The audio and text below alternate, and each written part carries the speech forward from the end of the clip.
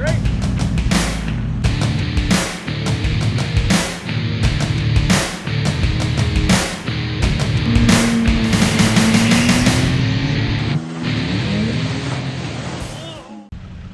Hey guys, what's going on? Canadian Off-Road 4x4 here. Today I'm going to be bringing you a little review and background, I guess mostly a review on the 6112 Bilstein Coilover Kit that comes. Hey guys, sorry about that. I got a little paranoid there for a second. I thought someone was coming over here or something like that, so I just wanted to make sure there was no one interrupting the little video there. So, but as I said, doing a nice review on these. I was one of the last ones to get the shock absorbers for these. Right now I only have the front lifted right now because the rear is on back order for the next couple weeks here. It's July 5th, I believe it is, and so they're going to be on back order till about the end of the month with 5160 Bilsteins, which is basically a 5100 but with a reservoir.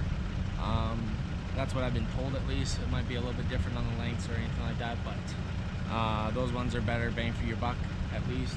So these have been great for me. I've had them for, like I said, for the last couple months, and I've probably put on, I want to say about 3,000 miles. Let's say around that, give or take. I am not exactly gentle anymore like I was with my old suspension, because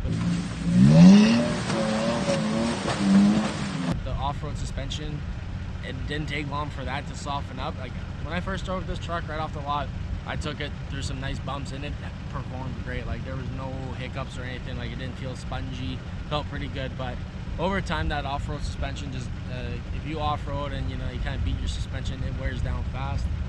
So, but with these so far, I'm running the 4th notch out of 6 notches, and being an access cab, I'm only allowed to go the 5th notch as the max. And I'm not too sure actually why we're not allowed to go in the 6th. I guess just the way the load works.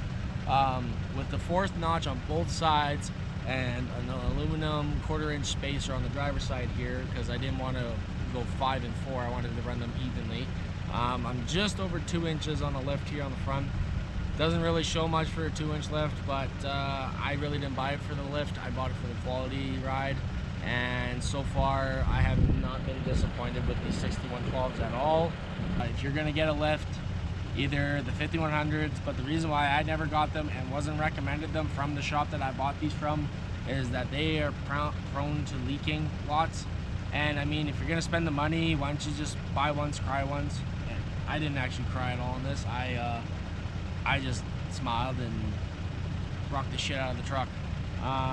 But honestly, I would take 6112s over these that 5100 deal any day of the week. Even though I don't have the 5100s, but I mean, you still got a baby strut that you're using, and I mean, the OEM coils that you can match with it are okay. Like the coils, from what my buddy told me, he says there's nothing wrong with the coils usually, but I mean, like I've always been told those OEM coils are kind of stiff, or sometimes even you don't get enough lift out of them, and I mean, you're kind of stuck with that kit. So I mean, at the same time, I never liked the fact that it's such a small shaft. I like these beefy ones that are on this truck now. So I mean, the truck is pretty much like bulletproof in the front end now, in my opinion. These 6112s are great. I mean, they're not comparable to a high icon stage or a Kings or maybe a big Fox or ADS. What else is out there? Just so many out there, it's hard to say. I mean, it all depends on your budget, what you're doing with it and everything. Like why should I spend $2 or $3 grand on a suspension kit when I'm gonna off-road maybe once a weekend or once a month, and or go traveling once a year? So I couldn't justify spending that much money. So these cost me in total with taxes in and everything, I think it was around 1,100 bucks Canadian, so it's about 700-800 US. It is a little bit more for sure compared to other shops out there and stuff. I did the work with a friend at my work there. I work for a Toyota dealership, so I got my work done there, and it was a lot of fun installing that. So, but yeah, I also, a side note regards to the whole alignment and shop thing. I did a clamshell bushing as well on this. I did everything before it, so I didn't have to go back and tear it all apart or anything. So anytime you do a lift on a truck, in regards to the 3 GTs, clamshell bushing and the top lean spacer, unless you want to run opposite preloads. Like I said, Bilstein recommends 5th notch or 4th notch, but I didn't. The less notches you run, the better the ride quality. And 4th notch is honestly probably a perfect happy medium. I mean, you can run the 3rd notch if you want, and it'd probably be a lot better, but you don't really need to. I'd rather just go for, you know, a good happy medium that gives you as much lift, but not too much on the preload, because as you put more preload, the stiffer it might be, or at least that's what I've been always told, for sure. I do have a buddy around town that has 5100s all around with a block in the back. I haven't compared it yet with him, but hopefully I can do a 5100 versus the 6112s eventually and show the comparison, because he's just running the 5100s in the front, no OEM coils or anything like that. So, but the on-road performance is a huge difference. Like, you're running a stock suspension, right? Those are running 2-inch shocks and struts all day long. These are 2.5, and the coilovers with the struts, they're so beefy. Like, it is unreal. Like, I'm really surprised at how smooth this ride is right now. Like, I can go over almost any bump and I don't even flinch anymore on it. I don't feel like I'm gonna bottom out or, you know, bang up anything. These soak up almost every kind of bump that I throw at it. I find that right now, for what I've been driving with and what I've done with this suspension so far, that it really takes any speed you throw at it. There's no it's only good for low speeds or high speeds or anything. I find this is actually a good happy medium so far. I've, you know, been off-roading here, and, you know, I just went on an off-road trip in June here, and they performed great, like over pretty much every bump I threw at it, or any dips at 10 miles an hour, 20 miles an hour, 30 miles an hour. It just soaks it right up.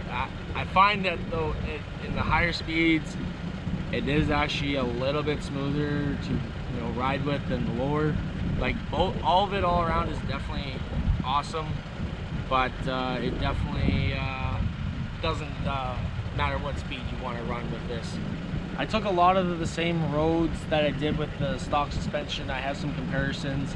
I never did the comparisons with the 6112s, but I went over all those same bumps on my own right now, and it is a night and day difference. Like, I really don't, like, it actually very surprises me, considering this is probably the lowest budget coilover kit out there for these trucks. And I could take almost any bump on the road and not even flinch. Like, in our city here, we have a lot of dips in the roads and bumps in here and there, and other than the potholes that I avoid always hitting, the dips in the roads I actually used to hit pretty hard with the stock suspension, and it actually almost bottomed out my truck on the front end, because that's how soft it is, and it soaked it up like nothing. And I actually even went faster than I usually did. On one certain road, there's a nice little dip, and it's a 30-mile-an-hour road, and I usually hit that. I actually avoid the actual dip, and I go over to a little bit in the middle, so it's a little bit smoother. Now I go back into the dip and I'm going faster. So I guess that's not much of a comparison, but in my opinion, it kind of tells you that I can actually soak up some bumps now. Going over any curb, mall curbs, you know, you know, you do a little drop off, you know, you hop over the sidewalk or something. It's pretty smooth. I have no complaints with it at all. I mean, for on-road, I really don't, like, if you guys have a question in regards to the on-road performance, by all means, let me know. Highway, any bumps there, 65 miles an hour. I'm all saying this for you guys in American style because it's a lot easier, but 65 miles an hour, 100 kilometers an hour, 70, 110. I have no issues with it. There's not one moment I feel like I'm bottoming out anywhere. I haven't really had a problem with any of the suspension, no creaks, no squeaks, and no bottoming out either. I do want to get some new front bump stops just to make it maybe a little bit smoother on the drops and whatnot, especially like when it's a sudden drop and whatnot on there, because I sometimes like to go over the curbs in the parking lots just to, you know, I guess like to show off, and, you know, just because I can, might as well, right? in regards to off-roading, I guess I haven't done a lot of the off-roading that I did last year, like in Colorado and Moab and all that, because I honestly was ready to pull my hair out in White Rim on Moab there. So I can't really say a direct comparison to that, but for off-road, even with around in my areas and the areas I've been, it is a huge difference for there, especially when you air down the Toyos. It makes it so much more smoother, even though I'm already only running 30 psi on these 255s daily, and then they warm up to about 35 obviously. But off-road, any speed, you know, I go over any hills or anything like that, up and over, I actually give it more throttle than I do slowing down, because it's just that smooth. I don't know too many people that have given reviews on these either, so it was kind of a ballpark for me to decide on a suspension lift. I know I didn't want to go 5100s for sure, because I wanted a kit that I can buy that I know it can last and take some like good abuse. And it seems like a lot of people always recommended the 6112s for a good budget friendly lift and ride quality obviously. And like I said, I have no problems at all with this lift, or coilover kit I should say, not lift. It's not specifically just for a lift. If you want just a lift, you go spacers and blow out your struts. I'm running the stock upper control arms as well still. I have no reason to upgrade the control arms yet. I don't feel like spending that kind of money either. I mean, that would help a lot with maybe a little bit better alignment, but then again, I didn't even have to align my truck when I did this. Honestly, it just surprises me more and more the more I drive this truck of how great the suspension is on this truck. With running no sway bar either on this truck, I was scary as hell. I was scared as hell, I should say. Not scary as hell. I mean, it is scary as hell at first, but I was also scared all the hell about driving my truck, because once I started getting up to speed, I was like ready to just up and down on that wheel. I was like, let's see this wobble, and I can't even notice it half the time anymore. I mean, I've gotten so used to it already. I've passed on single lane highways going buck 50 or 80, 90 miles an hour and switching lanes. And I don't, you know, you notice the body roll, you might see it, feel it a bit, but it's nothing that's gonna roll your truck. I mean, like, you really wanna roll your truck, I mean, you gotta go pretty hard to do that, or unless you like totally 90-degree turn your truck at 100k an hour, 60 miles an hour. But, I mean, if you're just driving it every day and all that, you know, you got some weight reduction and you got a lot more fun. I personally love driving this truck more, especially with no sway bar, because, you know, around town you just start waving around and driving with the body roll and stuff like that, so it's really fun. There's no issues at all with running no sway bar on these 6112s. They can handle the truck with no sway bar perfectly. I can't say anything yet until I get maybe a bumper and a winch and see if that changes the ride quality at all either. Obviously I'm going to lose some clearance with that, because it's going to sag that front end down a little bit more. But Bilstein also has some heavier coils for the 6112s that bump it from, I think it's the 600 currently to these to, I think it's like 700, 750, something like that. Or it's like 650 coils or something. I can't honestly say what these coils are rated at. I think these are around the 550, 600 mark, so it holds up the front end like no tomorrow, obviously. Like I said, the ride quality is perfect on this. Right now I'm going to get you guys a couple clips of the little off-road performance here. I'll try and do some little sway bar action here if I can get some on the road. Otherwise, I hope this review kind of helps everyone, show all you guys what it's like to own the 6112s. I try to go in depth as much as I can in regards to my reviews if I can. I mean, this is one of my first reviews that I'm doing, obviously, but when I get the 5160s done in the rear with hopefully an Icon add a leaf, I'll give a good review on that, but I don't want to give a review until I break in that suspension a little bit there and see what it's like, because I'll say this much: if you're going to do the 6112s, I would recommend having those 5160s ready, because that ass end cannot keep up with this front end, because I'll soak up this bump all day long. That ass end will flop. That'll be it for my review, guys. I hope you like this video. Let me know what you think. Comment below if any questions in regards to it.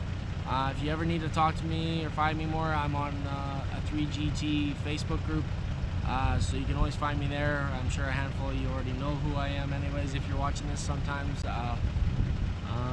But otherwise, yeah, I'll catch you guys later, and I'm gonna go beat the shit out of my truck.